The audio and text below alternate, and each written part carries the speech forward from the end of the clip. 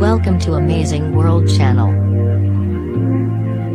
Ireland is being sued by the European Union authorities for failing to collect a year-old bill of as much as €13 billion, $15.3 billion from Apple Incorporated, in a move that risks escalating tensions over the nation's tax policies. The European Commission on Wednesday referred Ireland to the European Court of Justice for failing to recoup the Apple bill, which was first reported by Bloomberg News Monday. The money, which was initially due by January 3, won't be collected for another 6 months at least, the EU said. Margaret Vestager on October 4. We of course understand that recovery in certain cases may be more complex than in others, and we are always ready to assist, EU Competition Commissioner Margaret Vestager said in an email statement. But member states need to make sufficient progress to restore competition.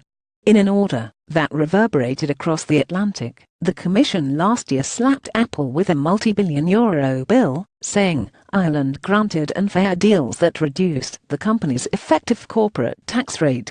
While Apple and Ireland are appealing the decision, the country is still facing European pressure over its resistance to a new set of rules for taxing tech companies. The work on the establishment of the fund to deal with the unprecedented recovery amount will continue, notwithstanding the fact that the Commission has taken this wholly unnecessary step, the Irish Finance Ministry said in an email statement. The dispute is part of a 2-year-old crackdown by regulators on questionable tax deals often involving American tech companies throughout the EU. On Wednesday, Vestager also ordered Amazon.com Incorporated to pay €250 million, $294 million plus interest in back taxes to Luxembourg. In the Irish case, until the money is recovered, Apple continues to get an illegal advantage, Vestager said. Part of the delay may stem from negotiations over the terms of the escrow account, as Ireland sought a guarantee to make sure it isn't liable for any drop in the value of the fund, while the appeal wins its way through the EU courts.